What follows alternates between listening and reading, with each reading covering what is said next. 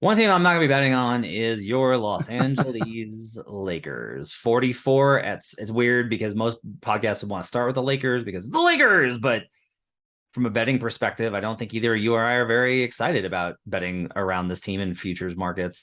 There's a 44 and a half at Circa, one of the sharper books, 44 and a half minus 115 under. There's at points bet, there's a minus 105 over. So if you want to go over, you can get 44 and a half. DK has 45 and a half minus 115 under. A lot of juice on these numbers in every direction. Let's just start here. What's your projection for the Los Angeles Lakers? All right. So I project the Lakers, their highest similar team is the Lakers from 2 years ago. I'm expecting this to be what the team was. Now, that team barely made it into the play-in, and then it didn't go well from there. But I'm expecting this team stylistically to play like that. Here's what that means. The Lakers with LeBron, with Anthony Davis, 21st in offensive rating, 21st on offense, but third on defense. Whew. So that would leave them at 44 to 52 wins, which is a higher floor than I thought. And it's all dependent on the defensive thing. Here's why stylistically I'm looking at the old version of the Lakers teams. I think basically you put Patrick Beverley in the Alex Caruso role as that point of attack, pesky, annoying defender. We tried last year to do the thing that you and I have clamored for years, which is let Anthony Davis play center. He's a center. Stop pretending he's not a center. Let him do it. It didn't go well. Nope. For whatever reason, all the things we liked about it did not go well. What did go well in years before, and I hated it and I don't like watching it, is, all right, I guess we're going to pretend Anthony Davis is a power forward and play a center. And I guess that means we have to pretend LeBron is still a small forward. Sure, yeah. LeBron, the center, is a small forward. Great, let's do that.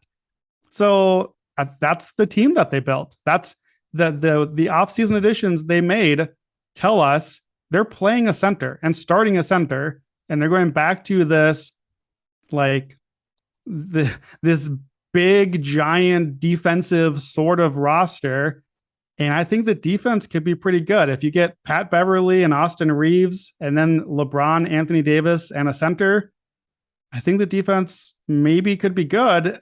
And then the floor is a little higher than I would want it to be on this team. I don't want to watch it. It's like this weird bully ball thing that drove me nuts watching in the bubble. And then for all 3 games that mattered, the following playoffs, the floor is higher than I want it to be. I lean over. Please talk me out of this. Sure. I will do so now. Here's the roster. Let's just do the roster because honestly, this is a big deal. You just kind of forget the guys that they lost and the guys that they've traded and the guys that they've added. And you kind of think of them as one thing. And then I started really being like, who do they have outside of the big 3? So let's go through it. LeBron James, he's pretty good.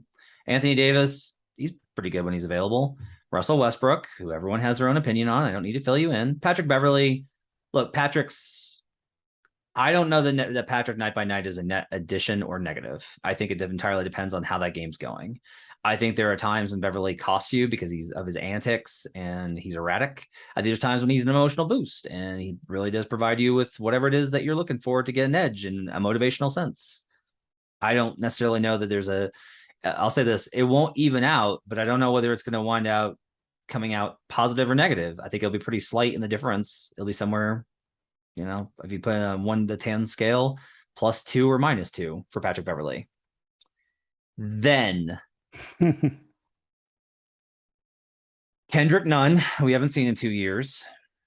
Juan Toscano Anderson, Damian Jones, Lonnie Walker IV, who the Spurs were like, no, we're good. Javante McCoy, Fabian White, Austin Reeves, Troy Brown Jr., Jay Huff, Thomas Bryant, probably starting at center. I was going to say, you listed off some dudes that people have never heard of ahead of starting center Thomas Bryant. That is real disrespect to our man, Thomas Bryant. Hey, I love Thomas Bryant. The starters, but here's kind of the thing. It's just all right, 8-man rotation. LeBron, Anthony Davis, Russ, Patrick Beverley, Bryant, Lonnie Walker, JTA, Kendrick Nunn. Did you do Austin Reeves in there? I think Reeves is in the rotation. That's 9.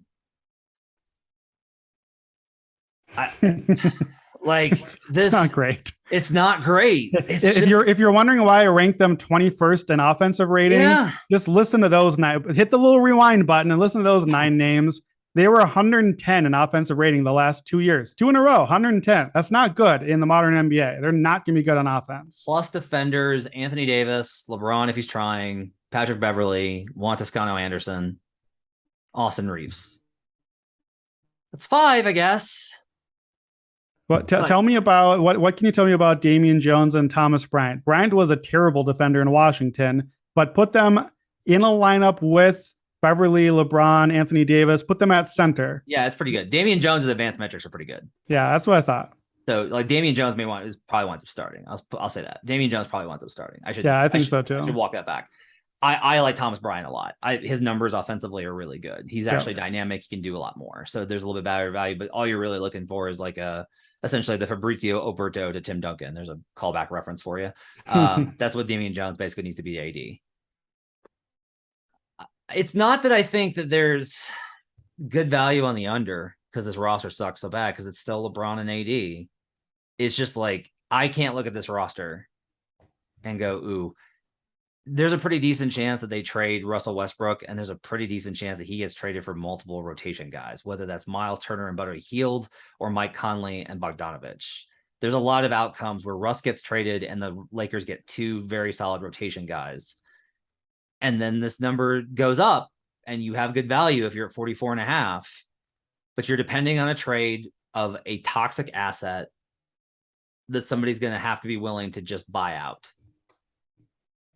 for an insane amount of money. And that gets to me very, very difficult. Yeah, I will say too on my projection, I might just be off on this. I basically just have Russell Westbrook not in my projection. Like I think that my numbers would be lower on this team because I don't think he would raise the offensive floor too much, and I would like the defense far less.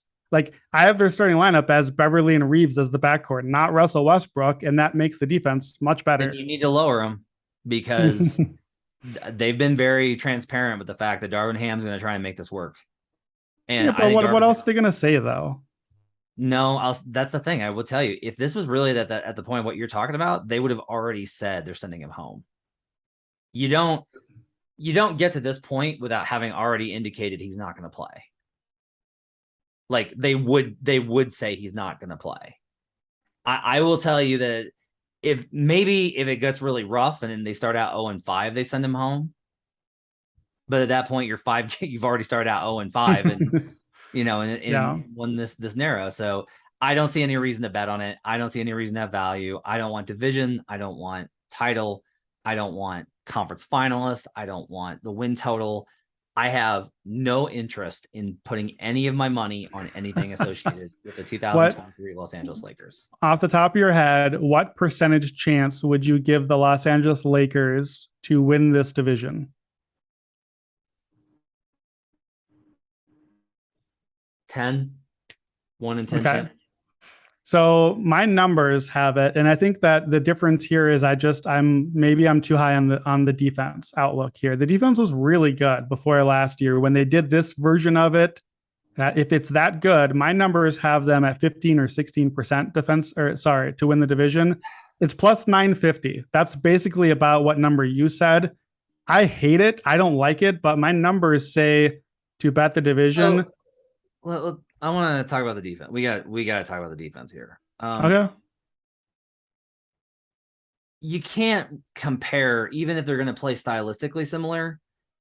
Like the 2020 title roster had JaVale, who I'm low on, but is at least like a slight positive, right? Like he's a slight positive defensively. Probably, yeah. Dwight is a positive defensively.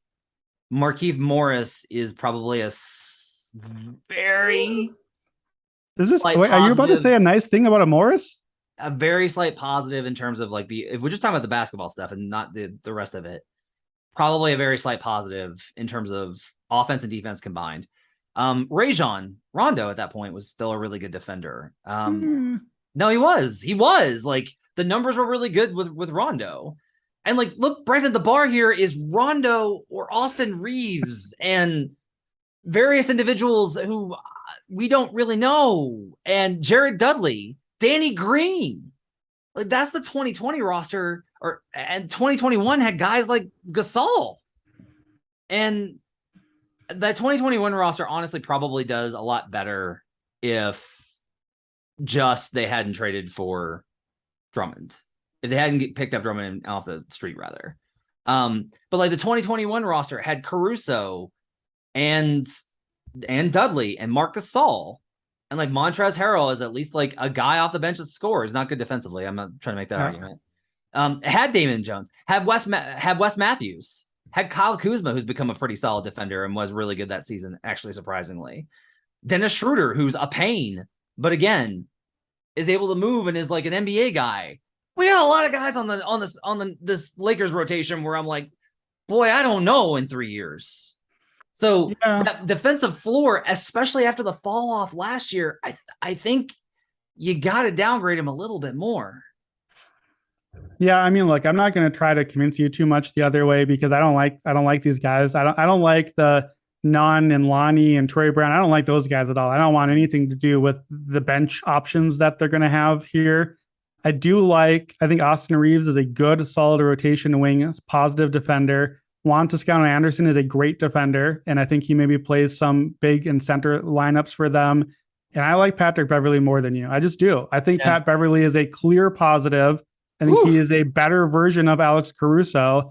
And I think that he's going to get hurt, but he is a winner and a good defender. And all of the numbers in his career have backed that up. That's not accurate. I will challenge you on the. Well, that's the big difference. I think is that this is too much of a bet on Patrick Beverley. Yeah. Here's what I'll come back to is this.